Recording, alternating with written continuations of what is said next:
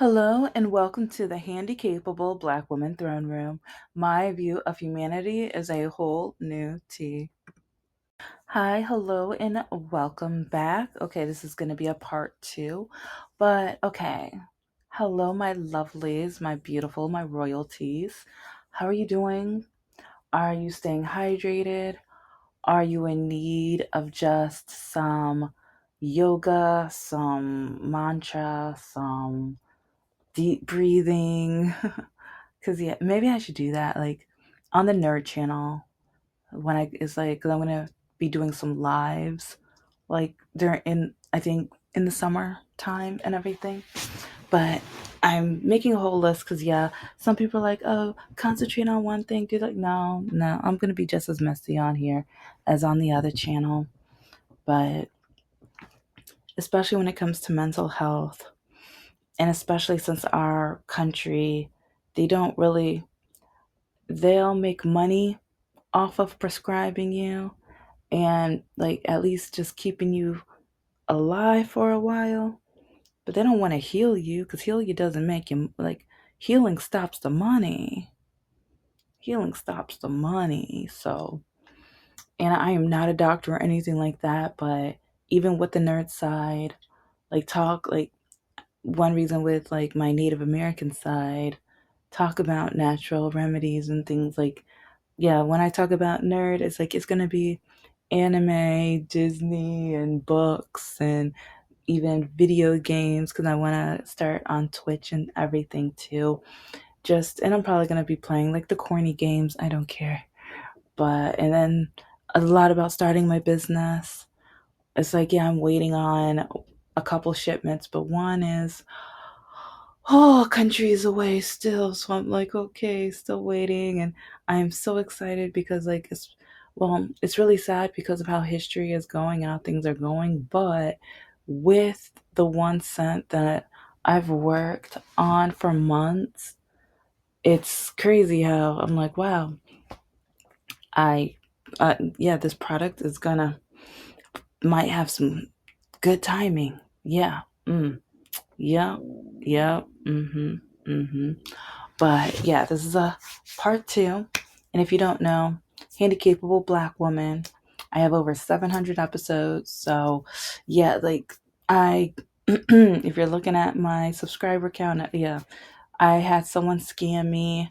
They loaded me with bots when it's like I don't, I think I screenshotted some, but I have the evidence on my Fiverr account of telling the person I only want real people.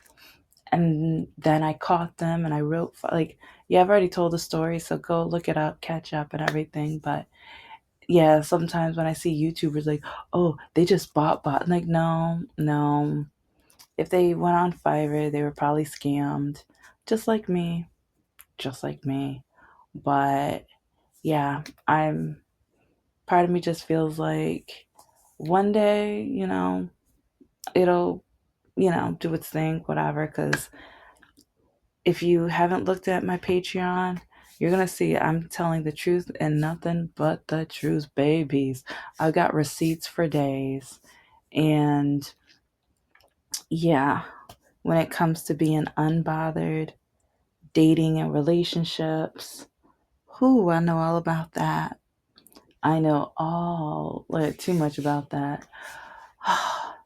People have blamed me for never getting married. But the next thing you know, they're getting divorced or they're separated or they're fighting with their spouse or they're tired of them or they don't want to talk to them and or they make enough money so they're going to just, deal with them so that they can take advantage of the benefits of who like what they do but not who they are in some aspects and stuff like that because some enjoy the image and sometimes because of who that person is they are able it's who you know not what you know so then they can take advantage of those things. So yeah, but people want to blame me for never getting married. But then, yeah, I was smart enough not to get married because if I had married any of those goons that I've told you about so far, None of them had anything for me. Not a daggone thing. I'm happy and proud of myself. And oh, Mr. No Heart would have left me for his middle school sweetheart. He told me while he was under the influence. And yeah, okay, yeah, let me just dive back into part two. Because with the video and the couple, the example of how I started this episode and stuff, it's like, yeah, she's unbothered because she's getting what she wants out of him to the point where she's like, oh, you just want to get me mad? You just want attention from me? No. But I get half of your money. Like, cause yeah, he won't divorce her. I feel like, okay, I'm gonna like not role play, but it's like, you're not going to divorce me because it'll be too expensive. Because I know you so well, I know how I'm gonna be able to get a lot more than you think I'm gonna get. And this is one reason why, especially ladies and gentlemen, but especially ladies, because usually ladies are the ones that are taken advantage of. And that men, with the whole patriarchy and stuff, they try to do the whole power flip. And, oh, well, you don't need your name on this. This is a man thing. Oh, you don't need your name on the house. It's like we're married. It's like, yeah, what's mine is yours. And then when they get divorced, my name's on it, not yours. With the car, my name's on it, not yours. When they start businesses, your name's not on it, mine is. Which gives me the great example of when Mr. No Heart, like he knew I was saving up to start my own businesses. Which is another reason I'm so excited about finally being able to start some of the businesses I wanted to start years ago. But he kept telling me, oh no, that's like, I could come up with something better. I could do better. I could do that. Like, he kept saying what he could do. But then he begged me to start this other business, right? But then 6 months into it, catch up. I talk about it so much. It's like throughout the episodes, catch up. But yeah, he gave up so quickly. But I mean, yeah, my name's like, I own everything in that business. So I know when his youngest daughter graduates high school, he plans on going back up north to Lake City, which feels like racist city with how they treated me and stared at me. And yeah, it felt like a sundown town. It really does feel like a sundown town there. Yeah, this is the same place where when after camping they took us out to breakfast and they had to change waitresses because I heard the waitress say that she was not going to serve any black folks. So then they switched waitresses because she wasn't going to serve me. Yeah. Yeah. But anyway, like when his youngest daughter graduates, he's gonna move back up there and stuff. And he told me I was gonna like see. This is why like men try to buy like, you know what? Yeah, I'm gonna use those two examples, and this is why this could be the longest series because I know so much about this subject of being like, men try to bother you, men try to make you just suffer, men date women that they hate because they just want to aggravate, and that's why he hated that he wasn't bothering me, like, because when he bailed on the business, oh, I was frustrated, I was livid because he used my money because he didn't have a dime. His credit score was so low. I hope it's better. It needs to be better, especially if he's going to be going back up north and, buying a house. Like, I mean, he's probably like, if he's going to rent, heck, yeah, if you're going to rent for the rest of your life, whatever. But, hopefully he's going to have his stuff together so he can buy a house, But anyway. Because he could hardly make it with the rent and always having to, well, it was supposed to be borrow money, but I'm still waiting on that money that you owe me, yeah, for the gas. But then, oh yeah, well, okay, I'm going to have too many examples at one time. He knew that I was saving money to start the business. And he knew I was trying to like pay off my student loans and also save up for the businesses and save for a house. And I was trying to just get my credit 5-star, like I wanted the top of the line credit score, everything like that.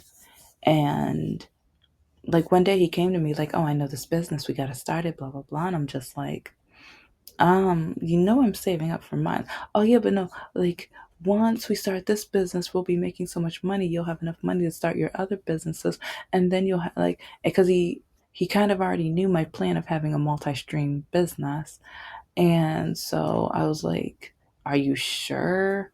Yeah, yeah, blah blah blah. I was like, but it's like I should have realized this before, but it's like he's not a business person. He's terrible at business because I was the one making sure everything was legal. I was getting the paperwork. I was going for the trainings. I was getting like all of the like he got like the equipment to just do the business. And then actually no, I got the main ingredient because he was taking forever. Because like especially as a business plan, like he was taking forever. And I understand timing and everything like that, but when you're gonna tell me that you need me to buy stuff and it's with my partially is like it's cash and my credit card because he couldn't even get a credit card because of his credit, and everything like that. Yeah, but it's like when he walked into that house, I just remember when he said, "Oh, it's like," because he even wrapped his arms around me because I was cooking breakfast or lunch or whatever, and that's when he told me. And I remember the way he looked at me. He was like just looking at me, and I'm just like, "What? Okay, you're closing. Like, leave me alone." But it's like I think he wanted to see my reaction. He didn't realize. Yeah, I refused because during the relationship, I kind of noticed he was trying to get me upset, and I named a couple of other examples, and I'll probably get back to those in another episode. But when I asked him to go to my mother's surgery, or not my surgery, to her funeral. Yeah, to her funeral. Because she had the chemo, and the chemo was at first doing well, and then they took a break, and everything went, oh my God. And I begged him to go with me to the hospital to even see her because, like, every time because, oh my gosh, I have too many examples with this more, like, but I have to realize that I tolerated it. Everyone kept telling me, "Oh, he's gonna learn from Hugh. He's gonna be a good man." Just no, he's never gonna be a good man. At least not for me.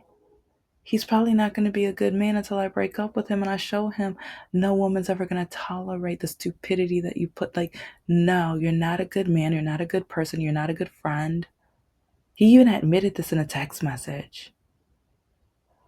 "Well, you can't blame me for the relationship. I'm not a good man. I'm not a good friend. I'm not like, okay, if you knew, like, why are you dating me then if you knew this?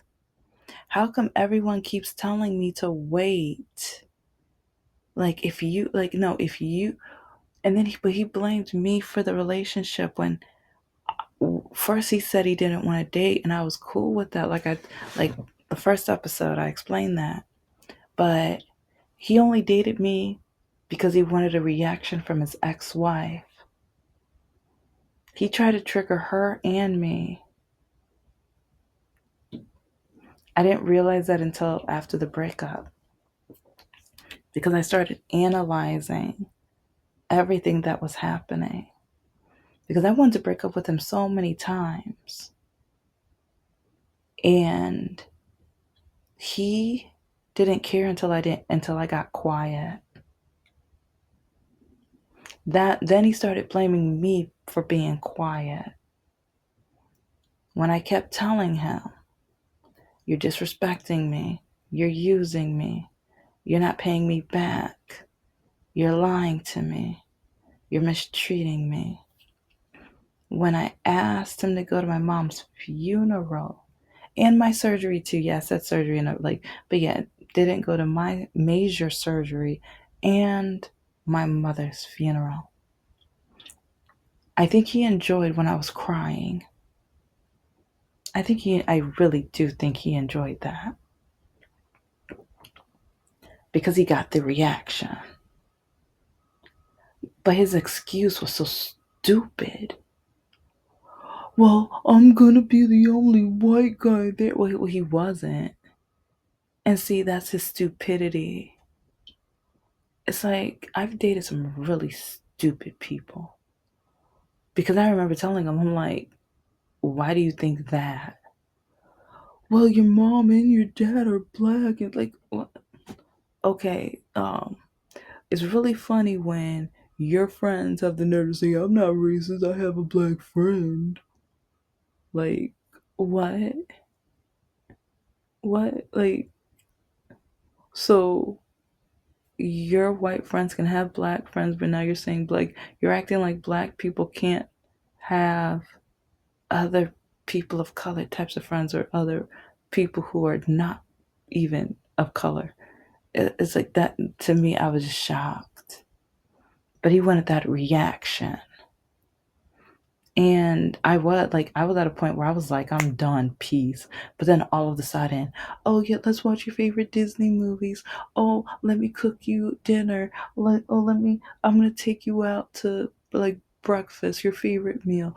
Oh, I'm gonna do like that's when he would try to like start love bombing me and being like, oh no, well, so you can't blame me. Like I've never met your parents. Yeah, because another time he tried to get reactions out of me. I invited this man over to the house over 20 times. Over 20 times. But once I invite you and you lie, first, oh, well, oh, I can't come over this day. And then you just play video games all day.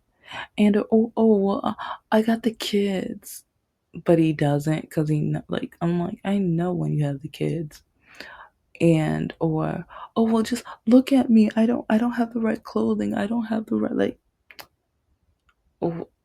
so you can't save $10 a week possibly for at least a decent outfit so you can go places and meet people. Like, really? Like, he gave me some of the most tired excuses. And some people might be like, what, you were the girlfriend, why didn't you, like, no. It's like, I'm the reason why his bedding didn't have cigarette holes in them. Yeah. It's like for Christmas I bought him sheets and video game controllers because his daughters kept breaking his. So I bought two. And I bought him so many different things because I was trying to get his life, like at least like not things torn up everywhere. It's like, and I thought once this would build him up, maybe he'll be like, okay, I'm getting my life together. Okay, I have some quality things and oh, okay, now I have like, but no, no. He was just like, oh, if she'll give me this, what else will she give me? Which is why I think this woman is smart. She's unbothered now. She married smart because yeah, he's trying to get that emotion out of her. He's trying to anger her. But she learned it's gonna be too expensive for a divorce. I got your money now. So some people might say, "Oh, that's not nice. That's mean." But hey, there's a price to love and war sometimes. And the way he's treating her, I don't feel bad at all for him. He keeps trying to trigger her. It's like emotions have a price. You keep trying to trigger her. You keep trying to say, oh, I'm going to go on a trip and I might cheat on you. Oh, I'm going to go on a trip with the boys and I know that's going to frustrate you. Mm. A divorce is going to be more expensive.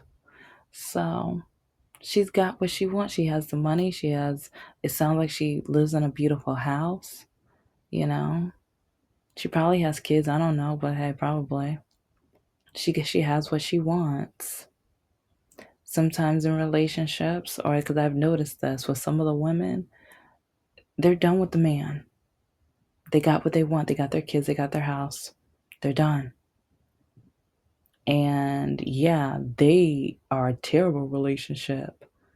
So they're married, but they're not together. And I'm seeing that so much. But then it's funny how people put down people who get divorced, and or like a lot of the conservatives. You need to teach your kids how to be in a relationship. You need to teach the kids how to stay married and stay together. They're not happy.